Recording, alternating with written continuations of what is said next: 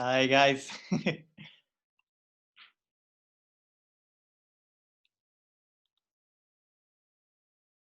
Okay, great. I think that's everyone back now. So can we have our spokesperson from group one? So that's Humi, Johnny and Lawrence. So we said that because it's the fourth time, I believe, that I've been asked to prepare for this lesson, it is obviously going to be a bit of an inconvenience to myself. So, and out of consideration for Ellie, I would ask her more questions and just try to understand why she hasn't been capable of producing a plan for her lesson. So I would just try to ask her, like, what are you doing wrong? What do you think you could improve on? Here's some of my tips. Here's what I've done the previous times. And then I would just share my knowledge with her and support her in that sense.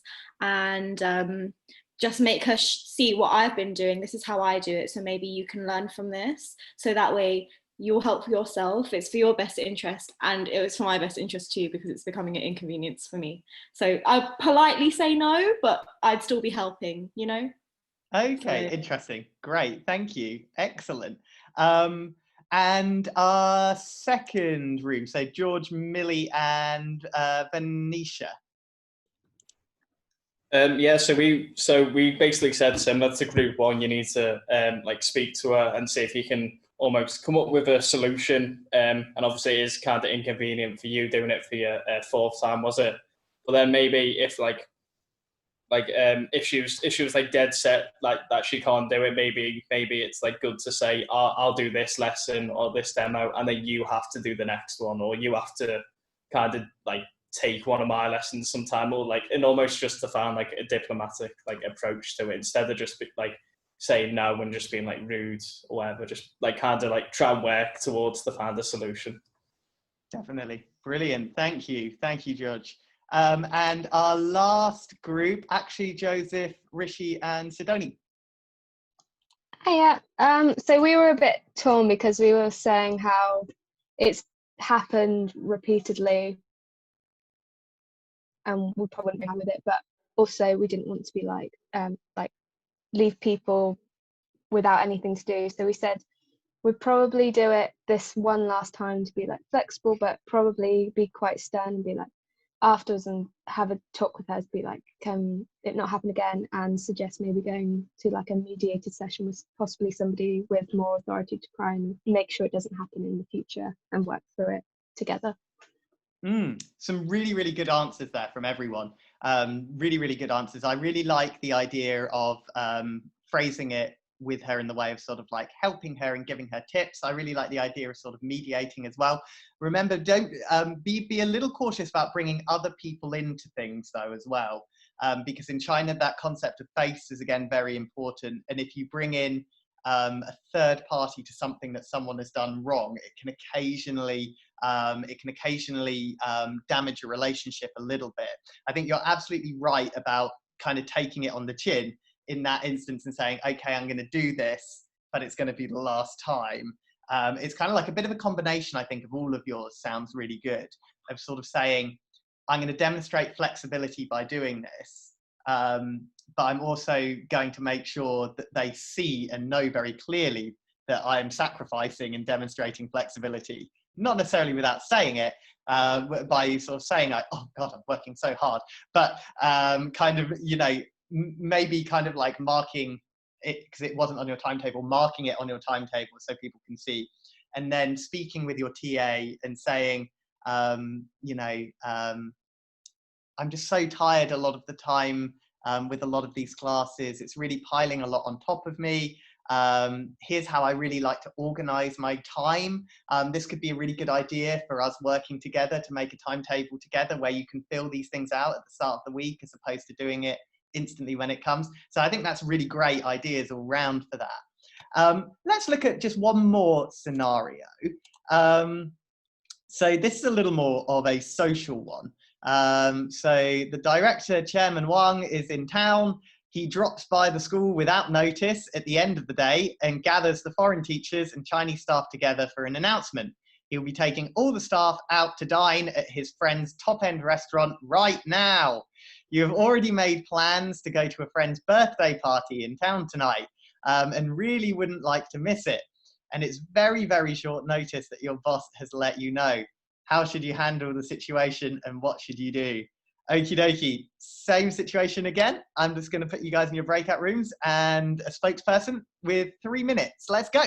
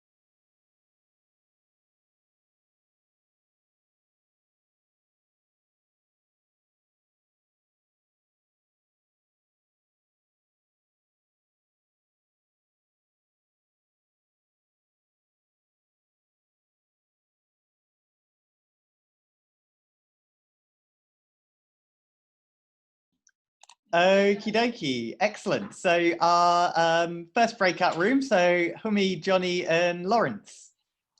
Yeah. So what we were discussing, basically what we decided is that politely declining in the best way possible, but giving just an honest reason, look, this is very short-term notice, but why not instead, or at least invite to X, Y, and Z, say, okay, I can't come to this one, but why don't you then come to something that I'm doing, or I can put on, let's go another time, and you can come out with my friends, or etc., or to whatever it is you need to do. Just in the politest way to the chairman, just say sorry, no, but why don't instead we still keep the connection to then do this another time. Okay, we're turning down Director Wang. Okie dokie. We got not necessarily wrong, but it's an interesting approach. We got George, Millie, and Vanessa. We said the exact same as Johnny, but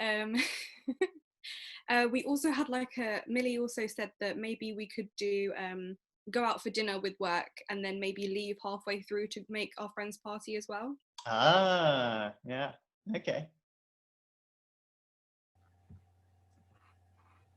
Excellent.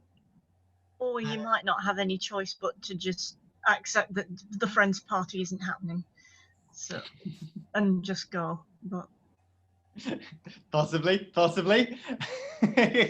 Excellent, thank you. And actually, Joseph, Rishi, and Sidoni.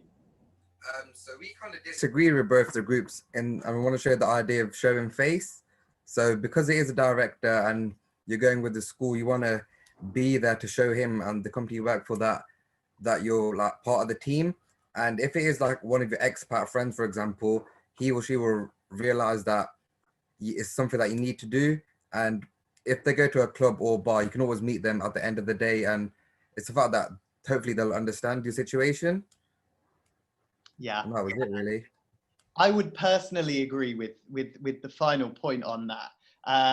Now, there's nothing wrong, of course. That's not to say that the initial answers of actually politely declining is necessarily wrong. It very much just depends on what your priorities are. So say, for instance, if your priorities are in getting ahead at work and making good relationships with Chinese colleagues, and particularly your boss, particularly the director. And remember, directors and figures of hierarchy and authority in China are very, very important. Then definitely going to Director Wang's soiree is certainly the way to go. And your expat friends will absolutely understand, because they will all have situations as well where they'll feel these social pressures coming from their bosses too. But remembering the importance, the cultural importance of hierarchy, of authority, and also of face, of showing face to your boss is a really good idea. And getting a closer relationship, especially with a director or someone in a company who you don't see very often, who is quite sort of powerful, actually can open a lot of doors for you in a lot of other areas as well, in a lot of interesting other areas too. So expanding your guanxi and showing face is really important when it comes to figures of authority. But if you can't, again, being diplomatic, giving some good excuses, again, maybe even some creative excuses if it's the boss. A very creative excuse as to why you cannot go and how much you really wish you could go in order to give face. Giving face and telling these kind of white lies in situations like this is something that's very much the norm in China. So making sure if it's someone who's higher up, who's a figure of authority, if you need an excuse to get out, make it a really good excuse. Even if like they know it's not true, they'll respect the fact that you've given the excuse. It sounds ridiculous, but it's very true. Okay, excellent. Well, what I'm going to do now is just hand over to Steph for our next section, which is going to be on alumni stories and career prospects. So I'm just going to quickly pop the screen share up over here. And can you guys all see that? Yay, fantastic, excellent. I'm just going to hand over to Steph now.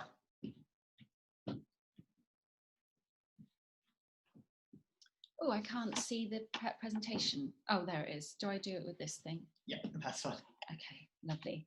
Oh, well, first of all, it's really nice to see some of you. I think I may have conducted some of your initial interviews and perhaps have corresponded with some of you as well.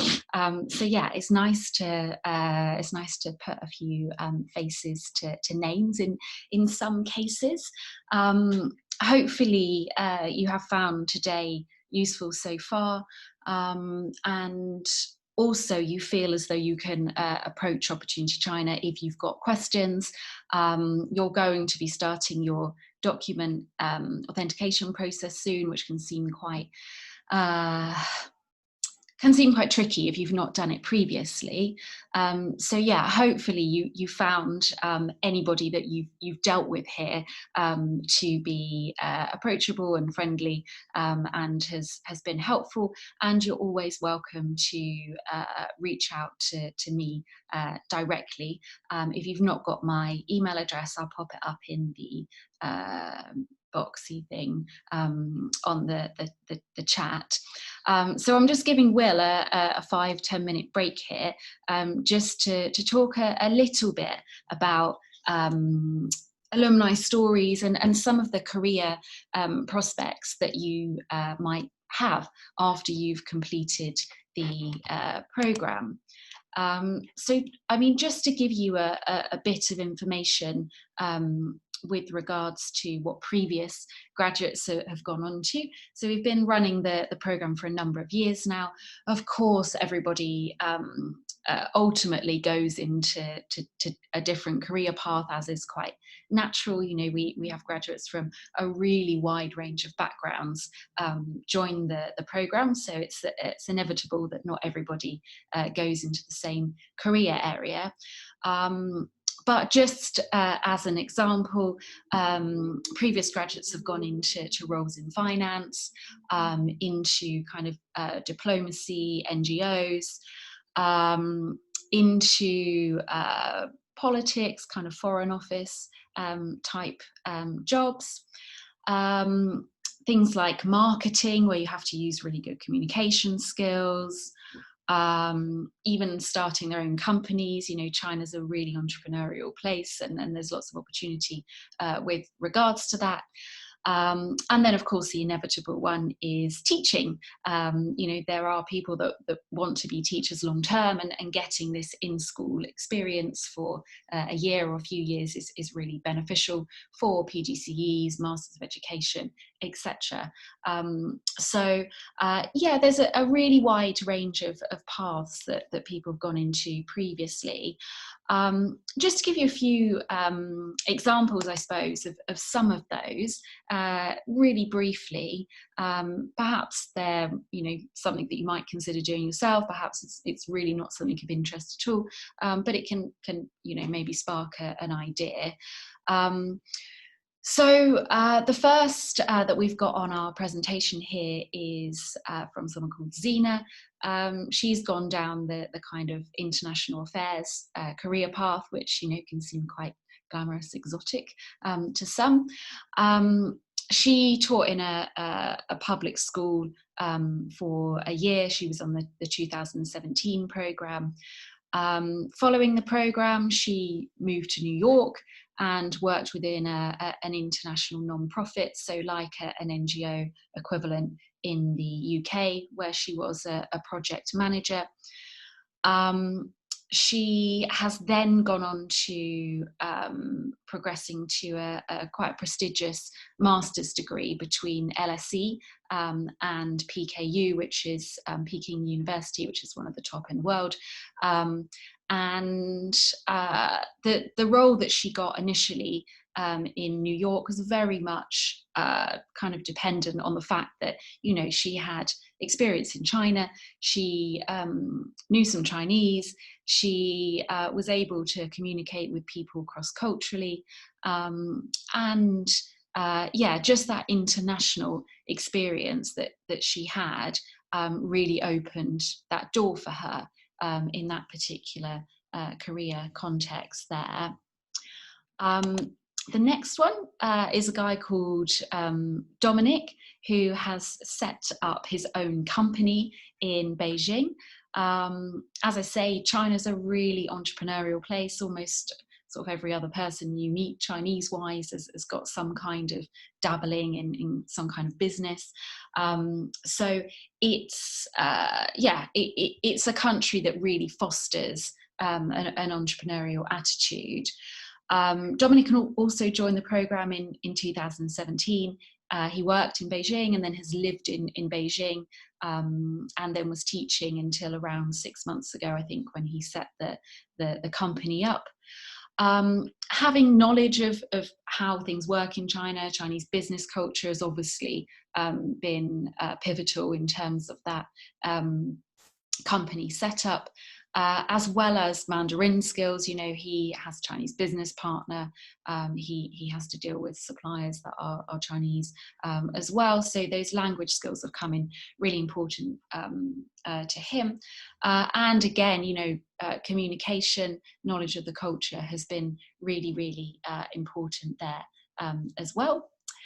And then just finally, so, you know, teaching is something that lots of people do want to go into. And actually, believe it or not, some people go to China and thinking, oh God, I'd never want to be a teacher in my home country. Why on earth would I want to do that? You know, bureaucracy, admin, you know, the teaching doesn't get a good rep in the UK, I don't think, which is a real shame.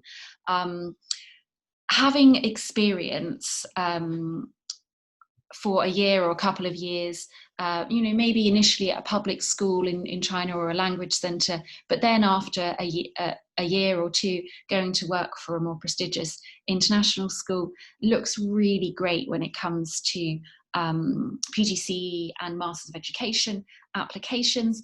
There are some universities in the UK and in the US that, particularly for Masters of Education, are quite selective, you know, think sort of Oxford, Cambridge. Having that experience and having that cross-cultural knowledge to take into the classroom in your home country is really, really important, because, you know, these days, as we all know, there are many, many EAL learners, so basically English as a second language learners, particularly in big cities, where there are lots of kind of more recent immigrant families. Lots of schools in the UK aren't really geared up to deal and manage with those kind of learners yet. So yeah, having that prior teaching experience in China looks good on, as I say, PGC, Master of Education applications, as well as being very desirable by schools in the UK, US, Australia, etc. So yeah, it's worth on the presentation that hopefully you can see. There are links to all of those. You may have read some of these before, but you know, if you have 5 minutes, just click on them and scroll through.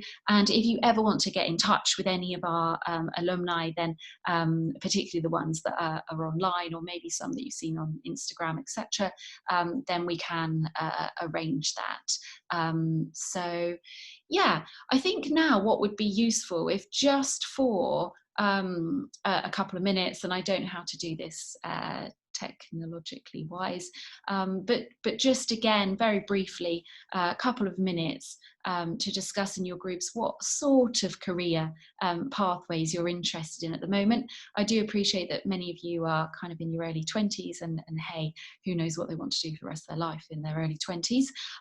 But it's good to have the conversation about it and to at least have a bit of a plan. So yeah, if you want to go into your groups just for a couple of minutes to discuss that. Do you know how to do that? So if we just give you guys 5 minutes just to have just a little bit of a chat. No one needs to report back on anything, but just maybe have a little bit of a chat about what you think you might want to do when you're finished, and I guess how those skills and goals aim into that as well. Okay.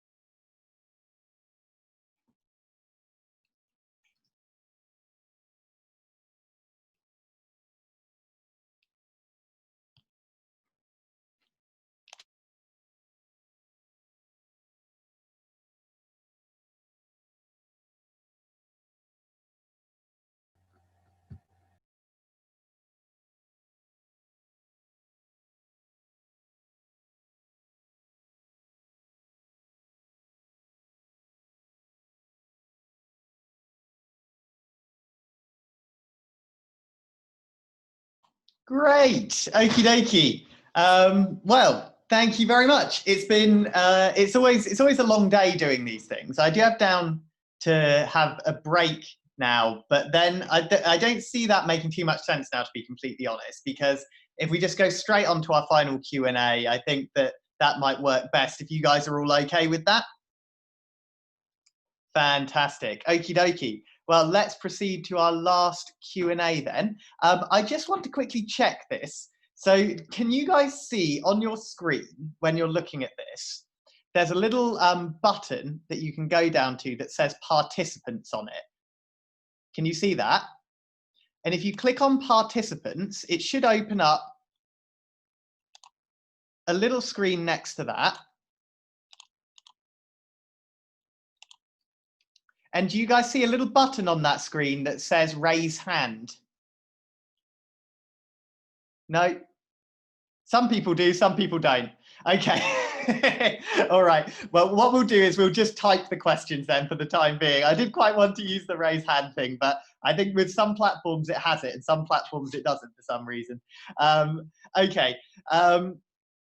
So anyone who has any final questions, please type them just in the box there. And we shall answer all of those for you.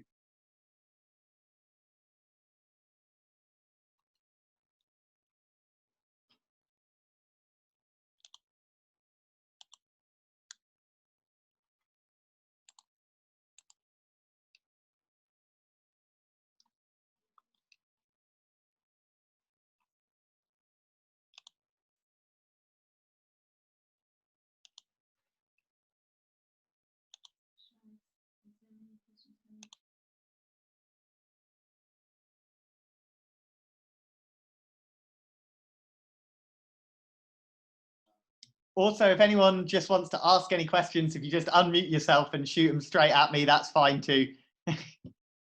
Okay. In terms of leisure and a work-life balance, how easy is joining a gym? I did research this before and it was all a bit confusing. Cool. No need to be confusing at all. Joining a gym in China is really, really, really simple. When you're doing it early on, if your language skills aren't too great, what I'd recommend doing is asking a colleague to come and help you. There are gyms absolutely everywhere, especially if you're city centre based. They're in pretty much any mall that you can possibly find. If you are working at, say, a public school and you're not quite within a city centre, again, they're relatively easy to find, but making sure you ask the HR representatives of your school where you can find them. And also chatting with them and seeing if they can come to help you register as well. Now, if you want to register yourself, it's actually not that difficult too. Registering for a gym in China, all you'll need to do is just show them a form of ID, so that'll just be your passport. They'll take a copy of that. Then what you'll usually do at a gym in China is you'll pay a down payment deposit. You usually pay for 3 to 6 months in advance. Most gyms won't do sort of like a month by month thing. You usually got to do at least 3 to 6. You just pay that down and then join, you're on the go. Gyms and health centers are really, really, really popular in China at the moment. It's a real booming industry, so you're not going to have any problems at all finding them. But it's best to do it in person. Don't try and do it online as well, actually. Don't try and sort of find the gym online and register online. That's where you're going to get in real trouble when it starts coming up with Chinese and things. Actually, just go there in person and pay. Millie, I think someone else asked earlier, when having your documents legalized, which type of document would our TEFL certificate be classed under? That's a really, really good question. So it's probably actually a little bit better if I quickly just share screen with you for this. 1 second. So if just once again, we go to get our document legalized.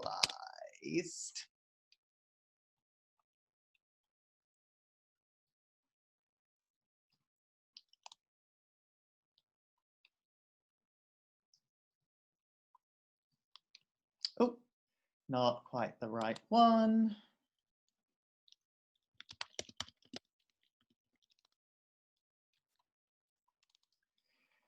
So if we go to get our document legalized,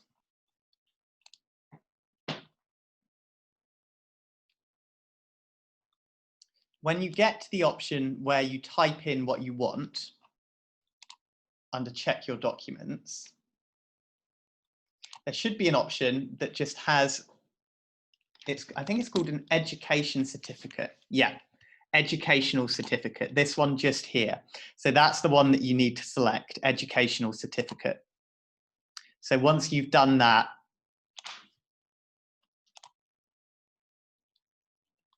you can continue that. So if it's a true copy, say it's a photocopy, or if it's an original, you can do that as well. Put that as an original. And then certified, yes, that's been notarized by a public solicitor. So education certificate is the one that you're going to want to put for that, but make sure it's been notarized. That's a really very good question. Okay, anyone else, any other questions? Do feel free to unmute yourselves and just ask as well if you've got anything else.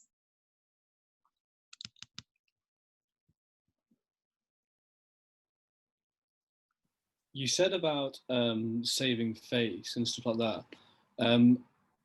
How do you save face and like respectfully tell your colleagues that potentially teaching isn't the way that you want to go, but you want to go and you want to like network with other options in China? Because I'd be worrying that I'd disrespect like the Mr. Wang or the boss, whoever it is, and of saying, oh yeah, you know, teaching, I don't know how much I see for it, if he then just turns around and say, well, why are you here?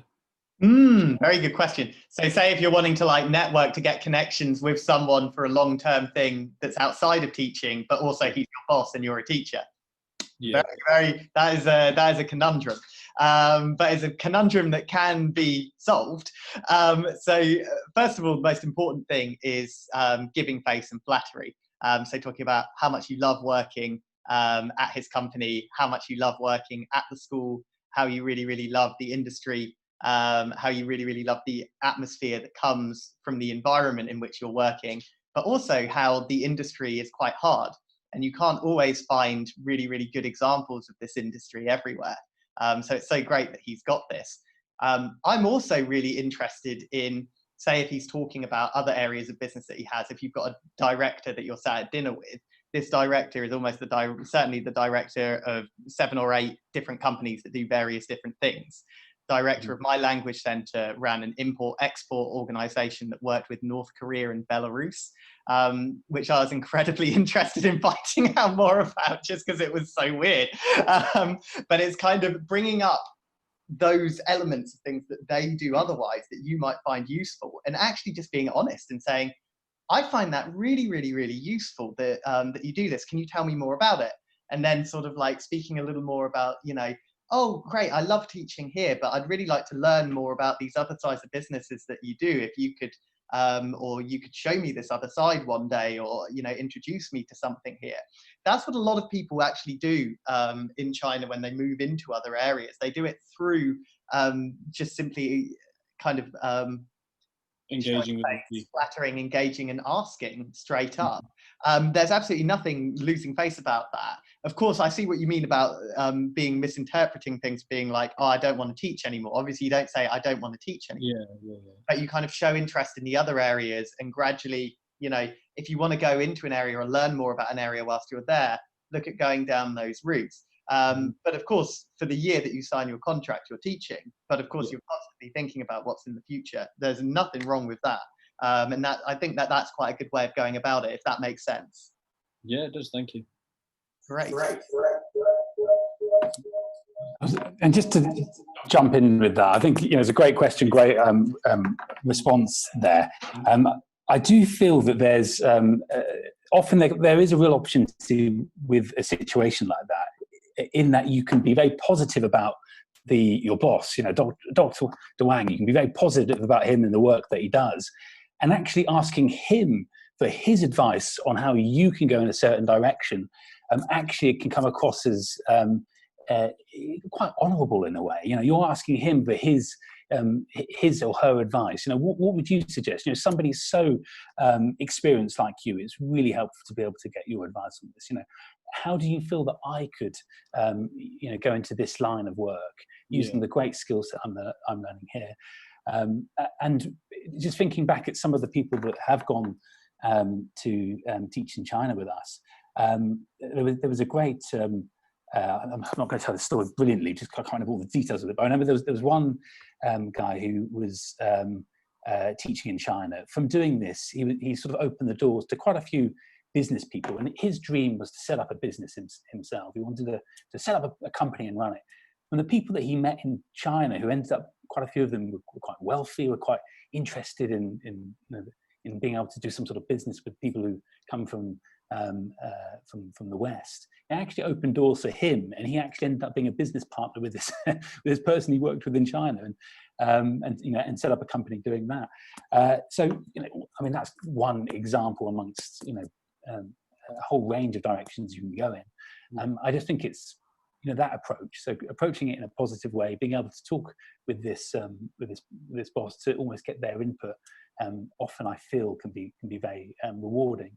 Not asking the question in the first place at all, just because you're worried that you're going to be offensive. Probably isn't the approach. Just approaching it so that you can ask the question in a very positive way.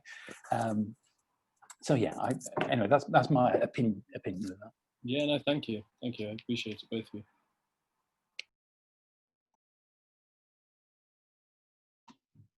Great, cheers. Does anyone else have any other questions just at the moment? Just feel free to jump straight in.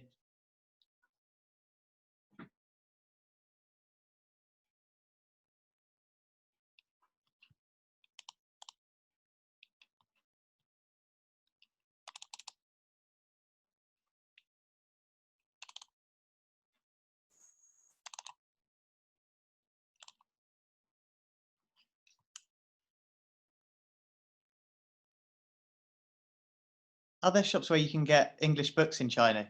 Very, very good question. Very good question. There are. First and most second tier cities. First tier cities, Beijing, Shenzhen, Shanghai, you'll find a lot of dual English language bookstores.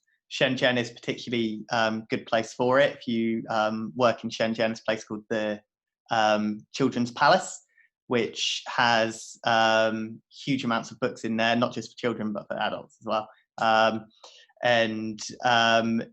Beijing, Shanghai as well, very, very easy to find English language bookstores. Just takes a simple search on Baidu or even on Google for it. Second tier cities can get a little bit harder for that. So what's worth doing is speaking with colleagues. But the most important thing to remember is that in China, you've got Alibaba, you've got Taobao. They are quicker, more efficient, better and cheaper in any way possible than Amazon is in the UK. Can deliver straight to your door. You can get anything you want, almost any English book that you could possibly want, and you can utilize that. But there are bookstores as well for those who like to do it the old-fashioned way.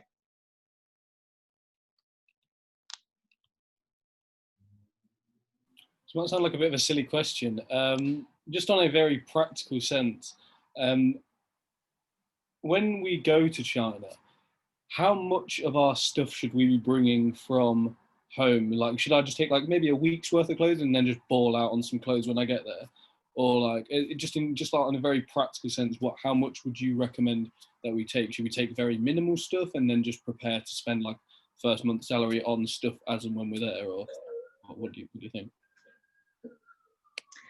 I'll jump in and answer this one. Oh, it's gone really echoey in here now. With clothes, particularly if you're a man and you're not about 5 foot, it's a good idea to take kind of enough with you. So it sounds silly, but most Chinese men are quite petite, so they're quite slim. They tend to be a bit shorter. So because of that, it can, not all the time, but it can be a little bit more difficult to kind of buy yourself a whole new wardrobe.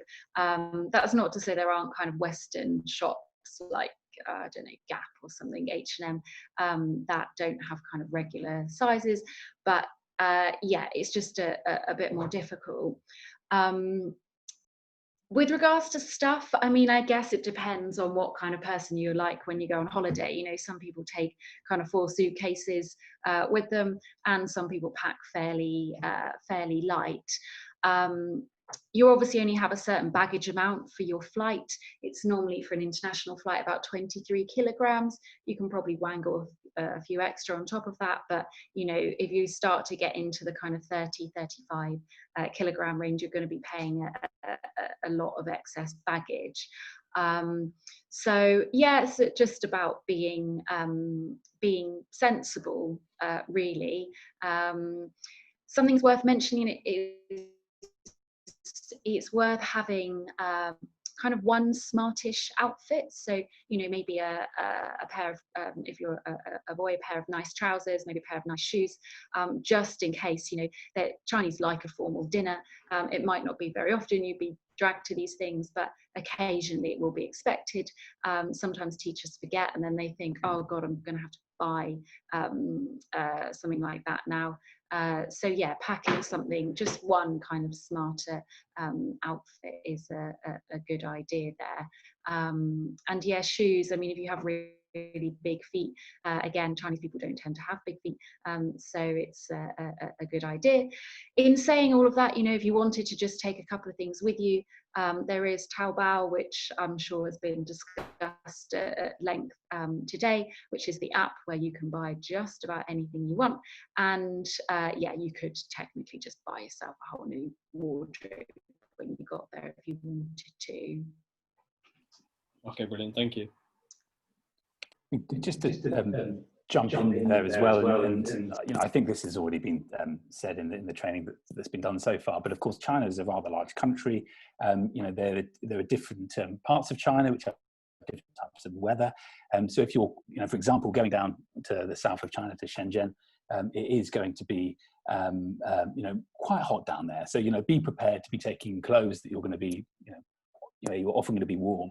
If you're all the way up in the south in Beijing, you know, half the year you're going to be pretty cold there. Half the year going to be pretty. It's going to be pretty warm there. So, you know, it's sort of taking into consideration the location you're going to be in, and of course how much you want to travel as well, I suppose.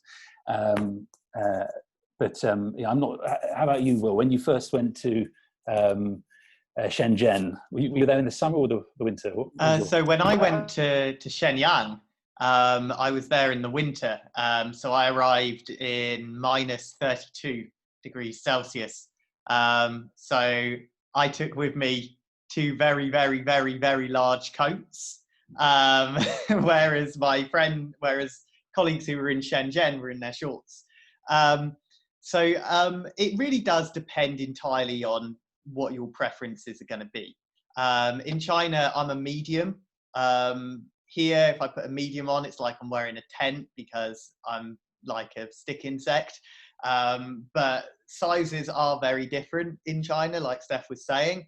And if you're going out to the shop, it can be a little bit tricky. But of course, Taobao is very, very good and a really good new way of getting lots of clothes. When I went out 7-8 years ago, you didn't have Taobao. So I bought 2 suitcases and stuffed it full of about 2 months worth of clothing.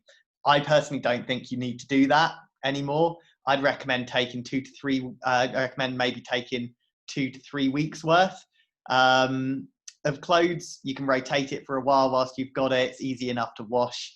Won't get too boring, hopefully for you. Maybe just even a couple of weeks. And Taobao is an absolute saint if you want to buy some new stuff really, really cheap and really, really well and get it very, very quickly. But like Tom says, you know, think about where you're going. And make sure you bring a big, warm, nice coat if you're going to Beijing, Shenyang, anywhere in the north. Yeah, brilliant. Thank you all. Cheers. Any other questions?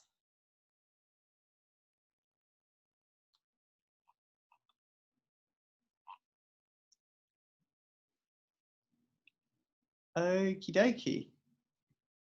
Well, thanks so much, guys, for joining us today on a Friday. This has been recorded, so we're going to put this out for everyone to see. And if there's anything you guys want to catch up on, we'll send that out as well. We do have our training sessions next week on Wednesday and Thursday on Tuesday and Wednesday, sorry, on public schools and international private language centres. Everyone is welcome to join both to get a bit more of a kind of in-depth look at how to actually teach in these institutions and how it's going to work in that way. But thank you so much all for joining us. I hope it was useful for you today. I hope you're able to get something out of this. With any further questions going forward with absolutely everything, do feel free just to contact your Opportunity China coordinator, whoever that is, or to contact Tom, Steph, or myself. We can pop all of our email addresses down for you. We'll be more than happy to help you out. But thank you very much and have a lovely weekend, everyone. Bye. Bye-bye. Feels weird to wave at the camera.